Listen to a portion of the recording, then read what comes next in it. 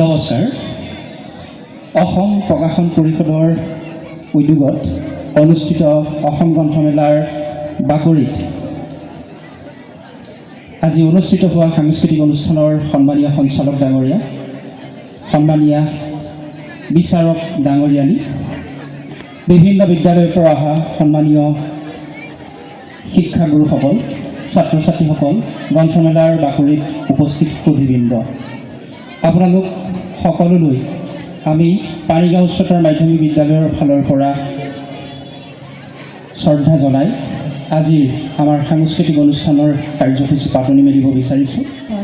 সূৰ্য উঠাৰতে আমাৰ মাতৃভূমি এই অসম। অসমীয়াৰ কোলাত সময়ে সময়ে জন্ম লাভ কৰে বহু মনীষী মহাপুৰুষে।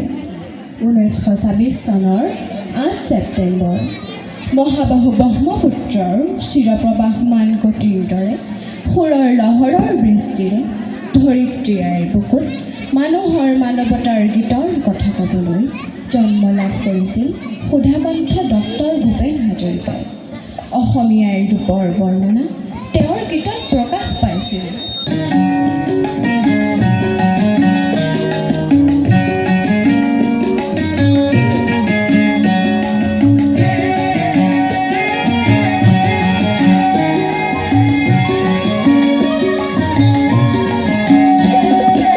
অসম আমাৰ ৰূপহী গুণৰ নাইকে,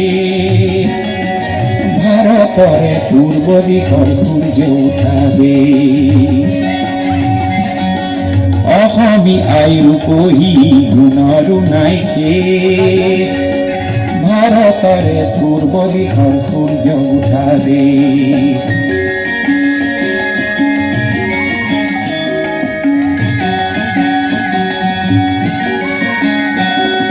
গোটেই জীৱন বিচাৰিলেও অনেক দিৱস ৰাতি, গোটেই জীৱন বিচাৰিলেও অনেক দিৱস ৰাতি, অসম দেশৰ দৰে নেপাওঁ ইমান ৰসাল মাটি। চিৰ বিনন্দিয়া তোমাৰ সেউজ পৰিৱেশ, ভাৰতৰে পূৰ্ব দিশৰ সূৰ্য উঠাবে।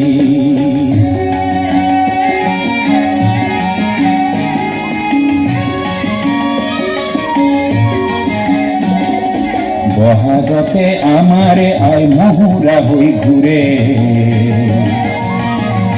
বহাগতে আমাৰে আই মহুৰা হৈ ঘূৰে।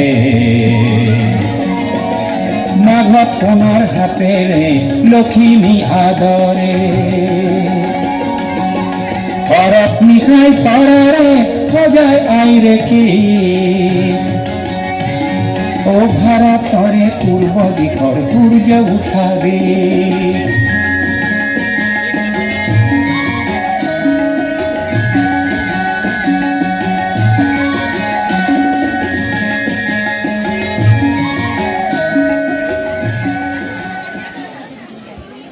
পিতৃ নীলকান্ত হাজৰিকা আৰু মাতৃ শান্তিপ্ৰিয়া হাজৰিকাৰ জ্যেষ্ঠ সন্তান আছিল তেখেত।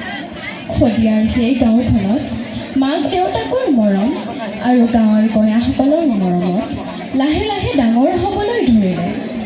গাঁৱৰ নতি দূৰত থকা বনুং গাঁৱৰ আদিবাসী মহিলাসকলেও কণমানিটিক আকুলতাৰে কোলাত লৈ কেতিয়াবা ৰিমঝিম ৰিমঝিম বৰষুণত নুপুৰ বজাই যেন নাচিবলৈ ধৰিলে। রিমঝিম রিমঝিম বরষুণে ভেনে বজাই কোত, গির গির গির গির দাওরে মাদল বজাই কোত। এখন দেখো তখন দেখো এহ নাই হাওয়াতি ফুয়াদ পানি যাতে খুঁজি তার পুতুলের কেতে কি মরে মনাই কোত। এখন দেখো তখন দেখো।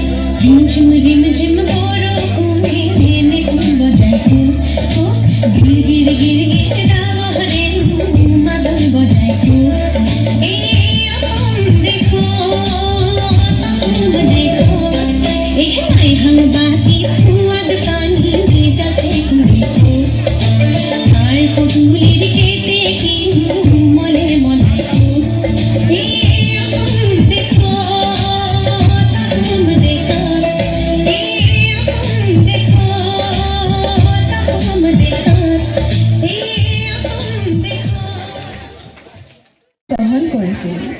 ভৰলুমুখৰ ঘৰখনত থাকোঁতেই মাহীয়েকে তেওঁক এখন হাৰমনিয়াম আনি দিছিল। তেখেতৰ মাকেও গীত গাইছিল।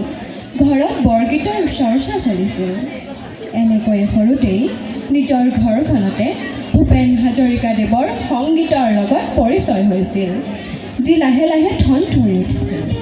আকাশী গংগাৰ বিপৰীতে মৰমৰ মাত এষাৰ বিচাৰি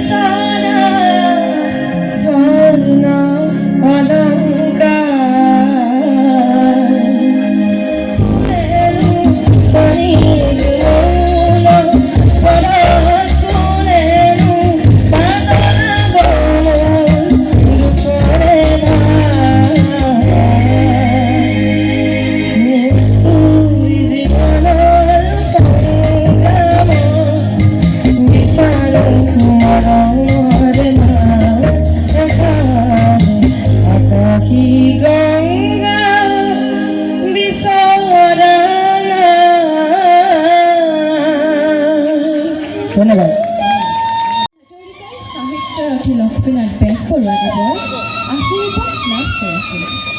ডক্টৰ হাজৰিকাৰ প্ৰকৃত শিল্পী জীৱনৰ আৰম্ভণি হয় তেজপুৰত। তেজপুৰত থকা সময়ত তেওঁ অসমীয়া সাংস্কৃতিক জগতৰ বাটকটীয়া শিল্পী ৰূপকোঁৱৰ জ্যোতিপ্ৰসাদ আগৰৱালা, কলাগুৰু বিষ্ণুপ্ৰসাদ ৰাভা আৰু নটসূৰ্য ফণী শৰ্মাদেৱৰ সান্নিধ্যৰে অনুপ্ৰাণিত হৈছিল। তেওঁলোকৰ সান্নিধ্য আৰু নিজ গুণে জিলিকাই গ'ল নৈতৰ দুটি পাৰ। সাগৰ সংগমত কটনা সাঁতুৰিলোঁ, জিলিকাব লৈতৰ পাৰ।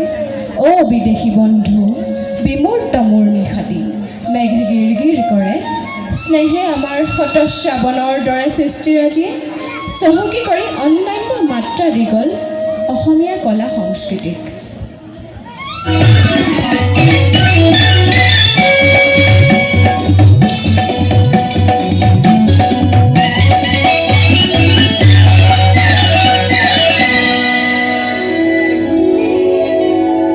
স্নেহে আমার শত শ্রাবণর ধারাসার বৃষ্টির প্লাবন আনে,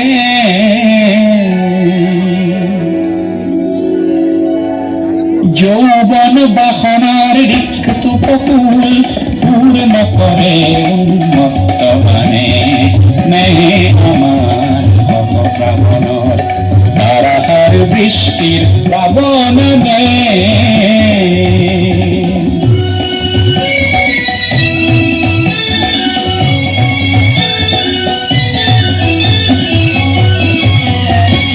নির্জন স্তব্ধ তিমিরর পারধান উচ্ছল জীবনের জোয়ার আনে।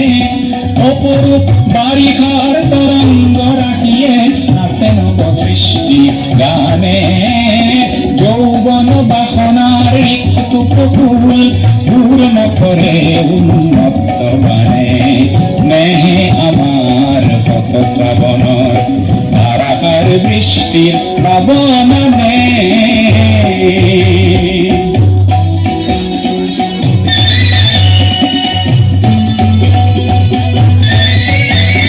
বিদ্যুৎ ক্ষিপ্র নয়নে তোমার, বিদ্যুৎ ক্ষিপ্র নয়নে তোমার মৌন ভাষার উন্মাদনা জানে। বিশ্বাসে মোর আহার আশ্বাস তৃপ্তির পরিধিনে মানে, তৃপ্তির পরিধিনে মানে।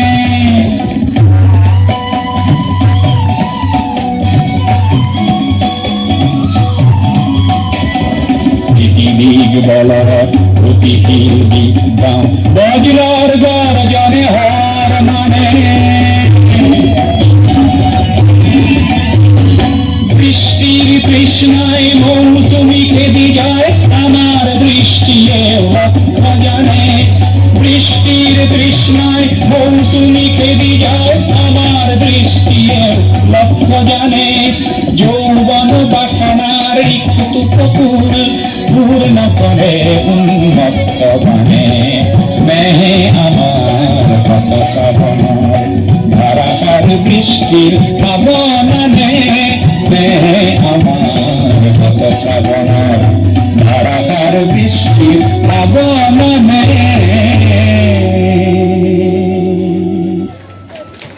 অসম তথা ভাৰতৰ এগৰাকী গায়ক, সুৰকাৰ, গীতিকাৰ আৰু সংগীত পৰিচালক আছিল তেওঁ। তদুপৰি তেখেত আছিল এগৰাকী চিত্ৰকৰ, লেখক, বিশ্ববিদ্যালয়ৰ অধ্যাপক আৰু চলচ্চিত্ৰ পৰিচালক। তেখেতৰ কৰ্মৰাজিয়ে অসমৰ কলা সংস্কৃতি জগতৰ উন্নয়ন সাধনৰ উপৰিও অসম তথা ভাৰতক বিশ্ব দৰবাৰত প্ৰতিষ্ঠা কৰিলে। মহাবাহু ব্ৰহ্মপুত্ৰৰ দৰে সমন্বয়ৰ তীৰ্থ সাজিলে তেখেতে গীতৰ মাজেৰে। স্বকীয় ৰূপ লৈ বহাগ মাহ আহি কোনে ব্ৰহ্মপুত্ৰৰ দুই পাৰলৈ নহয় জানো? এই ব্ৰহ্মপুত্ৰৰ মহান ঐতিহ্যই বাকী।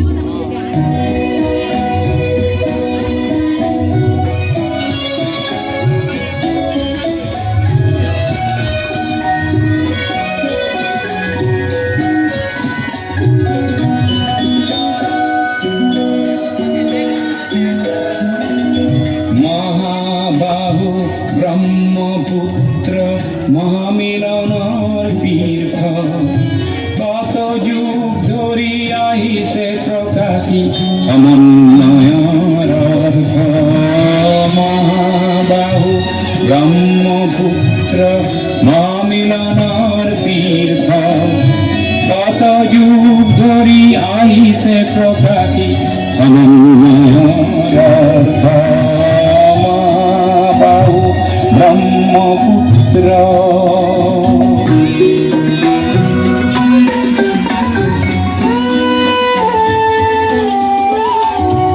মৰুৰ দেশৰে আজান ফকীৰে মধুৰ জিকিৰ ৰচিলে দিল্লীৰ দিলৱাৰে আহি হস্তি পুথি আঁকিলে। পঞ্চনদীৰ তেগ বাহাদুৰে ধৰ্মৰ কিছু গঢ়িলে সমন্বয়ৰ দেখুৱালে কত প্ৰকাশ স্বতঃস্ফূৰ্ত। মহাবাহু ব্ৰহ্মপুত্ৰ মহামিলনৰ তীৰ্থ কত যুগ ধৰি আহিছে প্ৰকাশী সমন্বয়ৰ অৰ্থ। মহাবাহু ব্ৰহ্মপুত্ৰ ভূপেন হাজৰিকাক বাৰুকৈ প্ৰভাৱান্বিত কৰিছিল। ভূপেন হাজৰিকাই সেয়েহে কৈছিল, তেওঁৰ গীতে আমাক বিদ্যুৎ প্ৰবাহৰ দৰে চুই গ'ল। বিজুলী সঞ্চাৰেৰে সহস্ৰ ৰাজ্য উদ্বুদ্ধ হ'ল বৰ্ণ বৈষম্যৰ বিৰুদ্ধে যুঁজিবলৈ। পল ৰবচনৰ দৰে তেওঁ সেয়েহে গাইছিল, উই আৰ ইন চেম বট বাগৰ। শৰৎ যেন গণশিল্পীগৰাকী অতি প্ৰিয় ঋতু। তেওঁৰ জন্মও সেই ঋতুতে। সেয়ে নিয়ৰ সিক্ত সেৱনীৰ গোন্ধে গীতিকাৰক আমনি কৰে আৰু তেওঁৰ কলমৰ পৰা সৰি পৰে শুভ্ৰ শেৱালি শৰতৰ বন্দনা।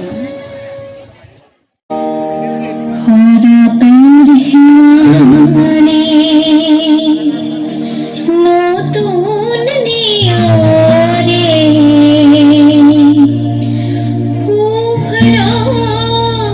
শুভ্ৰ কিবা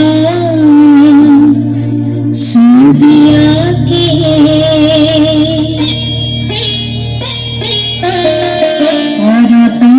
হেৱানে নতুন নিয়ৰে শুভ্ৰ কিবা ছবিয়াকে কুকুলা ডালৰ পতাকা উৰুৱাই কুকুলা ডালৰ পতাকা উৰুৱাই মুকুতিৰ গীত গাই সদানি চাকে মুকুতিৰ গীত গাই সদানি চাকে শৰতৰ শেৱালি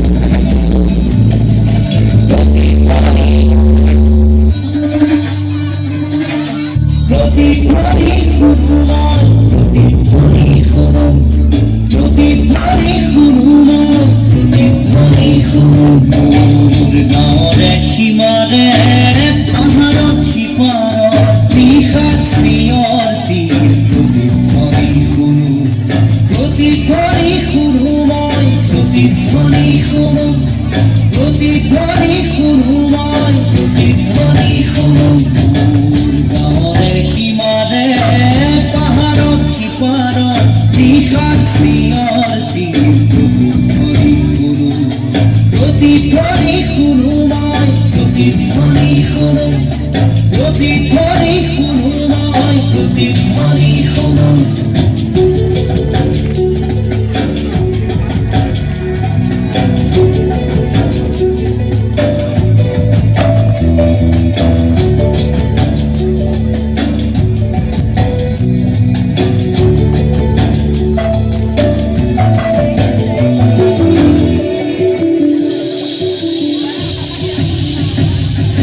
কাণ পাতি শুনো মই বুজিব নোৱাৰো, চকু মেলি চাওঁ মই মনিব নোৱাৰো, চকু